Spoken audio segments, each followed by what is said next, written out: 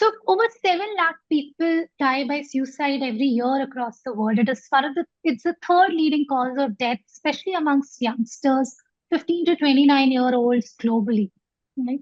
In this World Suicide Prevention Day, awareness is all about, how suicide is preventable and changing the narrative on suicide with a call of action of starting the conversation.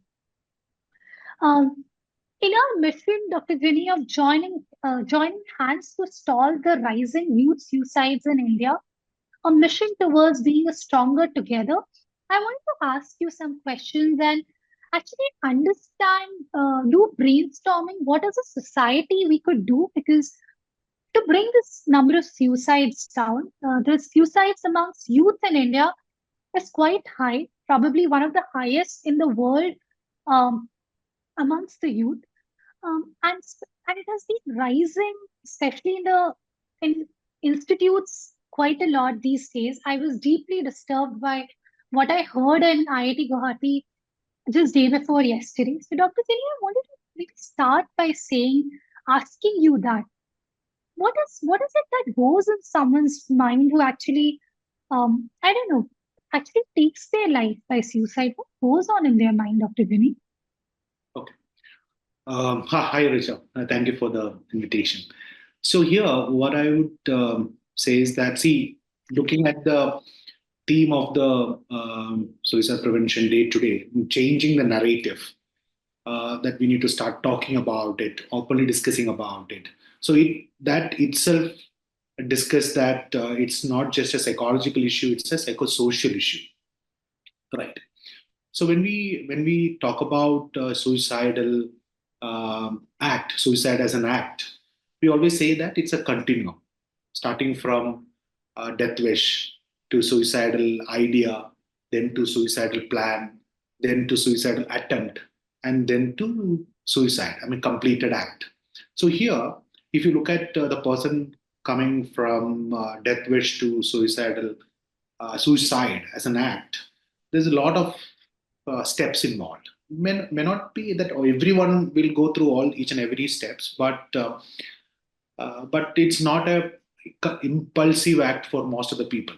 So what happens here in this adolescent, young adult population that we are talking about right now, most of the time what happens is that the emotional issues which is being piled up in the system can also be considered as one of the primary reason for this particular act.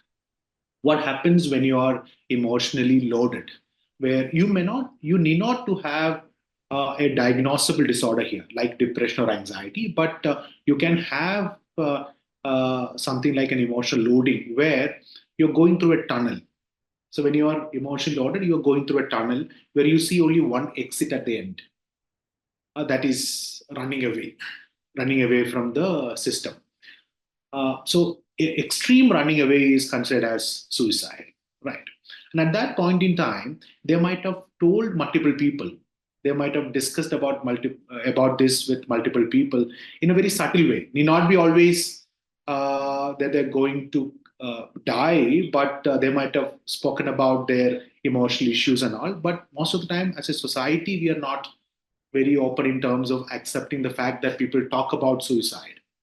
So, to answer your question, to be very specific here, emotional issues can be one primary reason, major reason for people to uh, die or people to take this particular decision of um, attempting suicide or dying of suicide. What kind of emotional issues, Dr. Jenny? What could be those triggers? See, now what happens is that if you look at some of the components, personality components, like, see, we always used to say that. So when I was growing up, say for example, I'm from Kerala, where I had to buy a new shirt or a new trouser. I had to wait for Onam or Vishu or birthdays or something like that. So that means to say that I had to wait. It's the needs are not immediately gratified, but that's not the case with the new generation. Where in the case of my child itself, if you want something, because I think that meeting his needs are the expression of my love. So Mhm.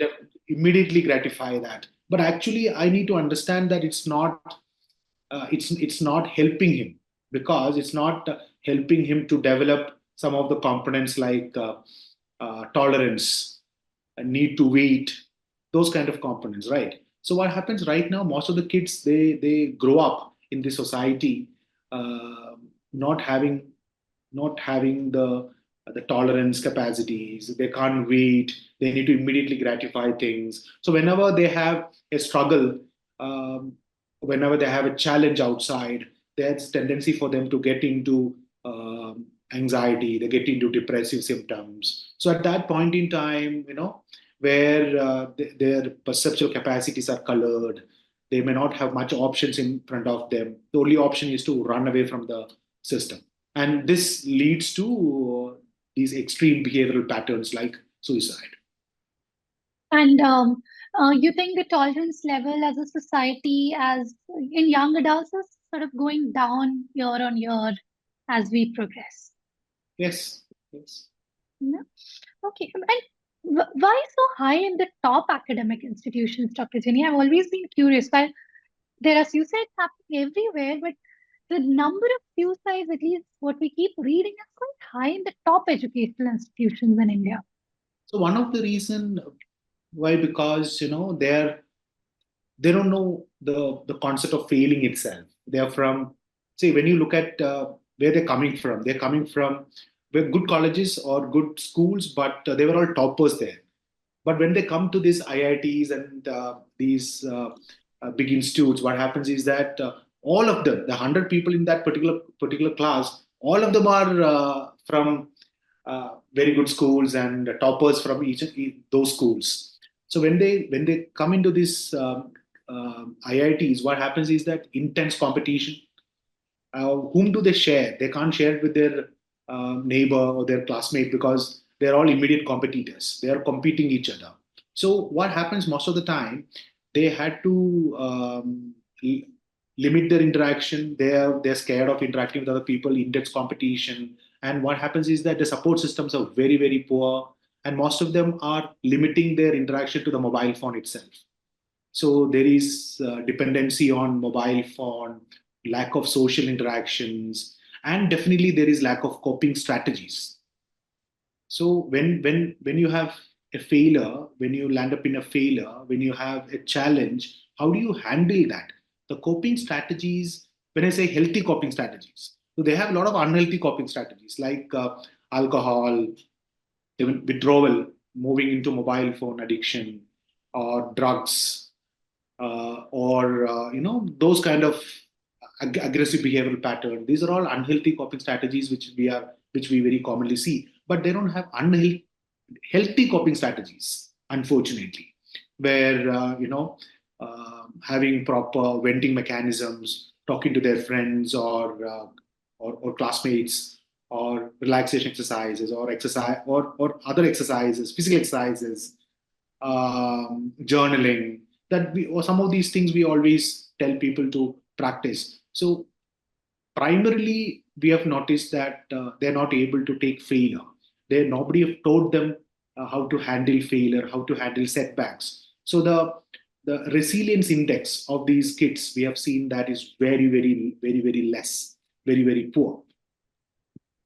So these are some of Right. the reasons why they land up in issues like this. Right. Like you said, they're not used to concept of failing, right, Dr. Ginny? But it has increased now.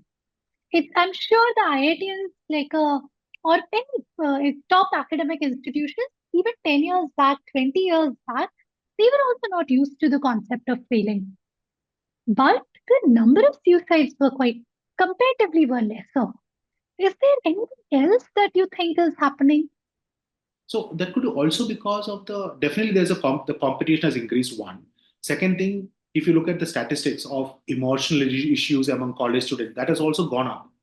Third thing, previously, if you look at 10 years ago, 20 years ago, the dependence on mobile phones and other things were very limited. But right now, what happens is that you are limited to yourself. You are limited to that particular room. And what happens is that What you see in social media, what you see in the social networking sites, that's not real, right? When I look at somebody who is posting photos about his success, and you see people are all successful except Yeah, you. yeah, Exactly. So that can also be one reason why people take failure that seriously when you compare mm. with 10 years or 15 years ago. Yeah. There's like a competition with the world these days rather than just a competition with my neighbor or my classmate or somebody I know. That's true. That's true. That puts a lot of pressure. So we are comparing yourself with a false image of someone else. Right, right. And Dr. Sini, would you have any view why it is so high in India? Especially the number of suicide among youth in India compared to uh, number of suicide among youth globally. India seems to be quite higher, right? What do you think about that? Why is Indian youth facing this a lot more or not being able to cope up? Like you said, right? Our coping strategies probably are not that healthy, and that's why maybe they're not able to cope up with some of these extreme situations. So, what do you think about that? The reasons that we discussed till now, say for example, competition, mobile phone usage. Along with that, when you compare with the Western youth and then Eastern youth, here we are not the kids are not independent. The first time when they move to hostel, that's the first time they are thinking about living by themselves. But that's not the case with the Western young adults, where their life skills are much better. They know how to the responsibility that they have taken up while growing up is completely different from that of an Indian youth, Indian adult, young adult especially, right? And if you look at the kind of rearing from a parenting, child rearing practices, they're all completely different. Here, the nuclear family completely support the child even after he reaches 30 years. But that's not the case with the Western system. So the coping strategies in India for an young adult is very poor. When he has to stay alone and take up his responsibilities by himself, he's lost completely, right? And the Indian system is always interdependent in nature. Now, not the Yeah. Western culture where it's independent, where he knows how to handle his system by himself. And also one more thing, it's about the stigma and discrimination about mental health also. So I don't want to talk about my vulnerability because I'm scared that if I go and visit a psychologist or talk to a psychologist, what others will think about me. So that's a kind of upbringing I had. Don't talk about my problems. And also, what happens? Why the boys are having the tough time in our education institutions? Because boys are not allowed to talk about their emotional vulnerability because you are a man. You need to be strong. So these cultural differences are also contributing to this increase in suicides among young adults. Got it. Very rightly said, Dr. Jenny. Probably kids in India are not that independent. As a society, we are more interdependent on each other. Maybe that's why when they are suddenly in a new environment, they find it difficult to adjust. And those life skills haven't been taught, or we haven't learned that initially and find it very difficult. That's and rightly said. I think the stigma that we see in India is much higher than in other other places, right? Dr. Jenny, also understand from you, what do you think as a society um, that some things that we could do to address this, right? As a society as a large, maybe I want to also talk about what do you think? What are some of the things as a parent we could do, as a neighbor I could do, as a co-worker I could do, as a faculty I could do, what are some of the things as a society we could do to address this pandemic that we are living in? So I've seen that, as a society, we are becoming very aloof. We are not very supportive to each other. So a simple example, when I ask you how are you doing, am I don't wait for that answer also because I expect that you will give me the answer that I'm fine. And I'm stuck if you tell me that, oh, I'm not fine, I'm struggling. So I don't know what to do. Right. So what happens here is to have open conversations, spending more time with the people around, empathetic conversations with other people. So when we started interacting with the social network, real social network, then we'll be able to see that most of the people want to talk about themselves to others, about their issues, about their feelings. So if you're able to have something like patient listening, it most of the things will be able to settle. So there is a very interesting statement which is there in this book written by Nalini Jamila. The title of the book is Autobiography of a Sex Worker. So she says that more than 50% of the people who come visit her are not for sex. They come to just talk to her. So this is a very interesting point, right? So why do people go to a very highly stigmatized place? That's primarily to talk talk to somebody who is non-judgmental. I think we need to be more open to conversations like this, non-judgmentally, empathetically to other people. I think that itself can change the societal scene. Right. I think very nicely said. That's something for us to reflect on, right? Are we giving that space and people? Are we patiently listening, right? Whereas a society moving towards being very aloof, being lonely. Dr. Jini, you said, right? We need to have those real social network. We need to have that empathetic, open conversation. Can you give me some examples, right, of what is not an empathetic conversation versus what is an empathetic conversation? A simple example when at home. So when you asked about parenting, so how many of us are able to spend time with our kids without having any of those things? So when we ask people, do you have family time? They always say that we have family time. We watch series together. That cannot be considered as a family time, because you're watching something where you're not looking at other people, you're not talking to other people. So in when I was growing up, we never had family time per se, but we had something called power cuts in Kerala that time, half an hour, 1 hour. Yeah, yeah. So you didn't have any other option, no? So the only option that you had was to talk to people, right? When people are around, there's no other option in the sense most of us didn't have inverter at home, no mobile phone. The only option was to sit together and talk. So that what that time I realized that when I look back, so we always used to share things with other people. Right. So that kind of a network is not there. So empathy is about acknowledging the emotion of the other person.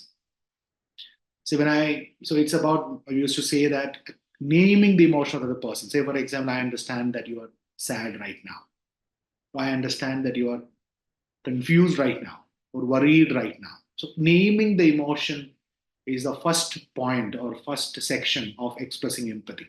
And the second point can be like this, if I was there in your position, I would have felt the same. If you're not, if you don't take them to the second section, that is also fine. At least acknowledging the emotion of the other person itself is enough for that person who is struggling to understand that, hey, I'm heard. There is somebody who understood my emotion, and you normalize that emotion. That's how you tell the people that, I was there in the position, I would have felt the same. So it's not different. I'm not feeling something different. Everyone feels the same if they are in my position. So that gives them some kind of a confidence in terms of moving forward. Right. So these conversations are very, very meaningful conversations are very, very less in our society at this point. Primarily because we're all happy with ourselves, because we're not bored now, right? Because of a mobile phone. We are not bored right now. So we are not looking for excitement outside. The human beings do not excite you anymore. That's what people say now. So that is one thing that we need to reclaim at this point. Right. Very rightly said, I think, Dr. Jini, that acknowledging that emotions, making those meaningful connections can really help with our well being as well as the other person's well being. Dr. Jini, I want to take you back to some of these things of rising suicides at institutions, right? So I hear things like maybe the attendance was low, I was not given a grade, and That's why maybe that action would have been taken, or there was an offer got revoked, and that's why the person made an attempt and actually died by suicide, etc. Right? But then when you look back, you also see that a lot of these deaths are by hanging themselves, right? That is probably one of the most common things at least I've been hearing on the outside looking at the data, right?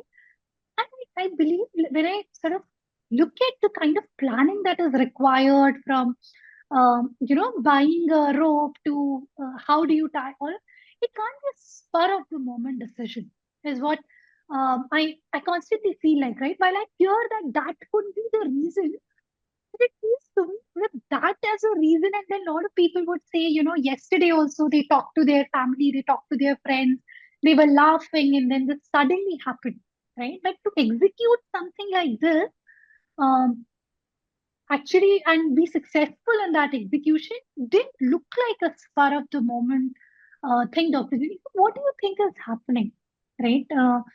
Is there something that we should know more as a society, as their peers? What is happening? If I were to ask you.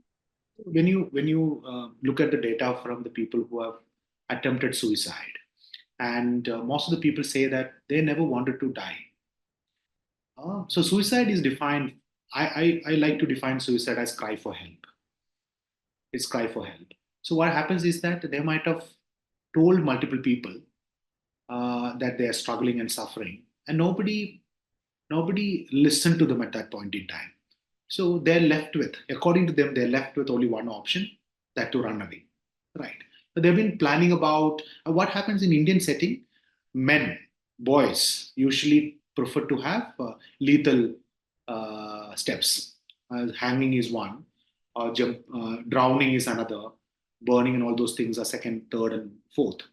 Uh, Girls usually take less lethal steps like pills and other things and all. So what happens is that that is the statistics say that most of the people take hanging as more lethal because they feel that's manly in nature. That's also one of the reason, masculine um, in nature.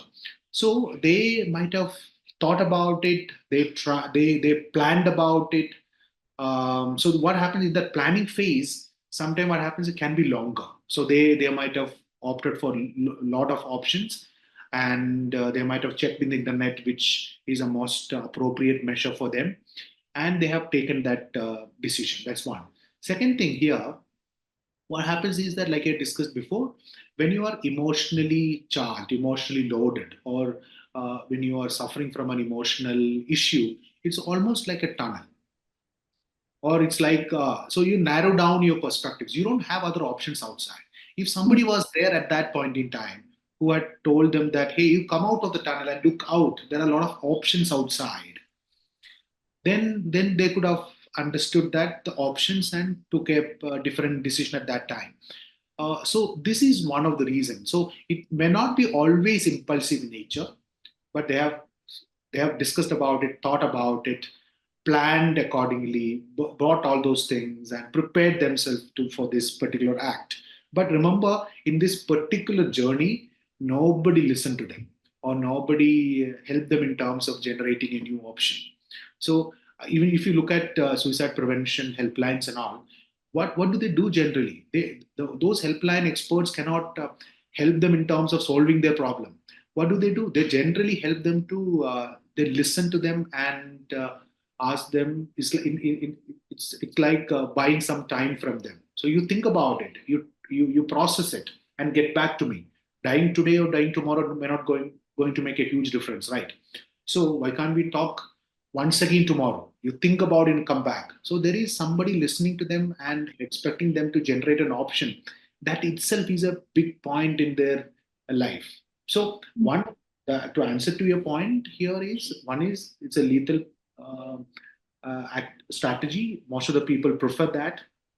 Second one, it's manly more in nature. If you look at boys and men usually take that particular step. And third one, they had a long duration. I mean, a planning phase, And as a society, we didn't acknowledge their emotion at that point in time. That was the reason. Got it. Got it. And Dr. Chani, I also want to sort of understand from you. See, most of the top academic institutions would have counselors. I know we have also been supporting a lot of educational institution, right? Where we are all out saying how mental health is an everyday thing. We are here for support, but still, there are deaths. There are people dying by suicides, right? What is lacking? What is that? As maybe company like ours, what do you think as institutions we could do to further provide that support so that more lives could be saved? So this counselor student ratio is slightly uh, not that healthy at this point in time, right? So it's not about presence of counselors alone. It's about educating the public. Peer support network needs to be improved. So what happens is that most of the time, these individuals, the people who are suffering and struggling, they may not have that energy to book an appointment and visit a counselor immediately. If somebody is there, a neighbor who is a friend in the mess hall, or whom they have met in the classroom, if they are able to identify some of these warning signs, if they can take charge, if they can book an appointment or take them to a mental health professional at that point in time, then we will be able to see a different result. So it's about educating them, gatekeeper training, screening mental health issues in the colleges, having a one-on-one interaction with counselors compulsorily for all the students, at least in the first year. So helping them understand their vulnerability factors, generating a support network in the classroom itself, a peer support network, a faculty mentoring process, and that too consistently. You have it, we have it in our colleges here and there, on and off, whenever there is a problem comes up. But it's our agenda, our idea at this point in time is just intervention oriented. We need to have a prevention driven strategy. Yeah, we need to work more on mental health literacy, so to say, right? And have that consistency in the approach, that making sure that everybody knows, as a friend, as a teacher, as a family member, as a neighbor, right? Saying how do you identify maybe some of those signs? Because, like you rightly said, maybe the person who's going through may not have the energy to even reach out to the support system. Yes. And as a community, probably it's our responsibility to hold their hand and take take them there, right? Like I think there is a campaign which says "Dobara pucho," do you need help? Do you need help? And taking that. So I think the onus also rise on the community to say that we are there for you. We could support you and sort of make that bridge, make that person cross the bridge to that so that they reach the support, and then probably once they see the benefit, they will continue Yes. towards that. Got it.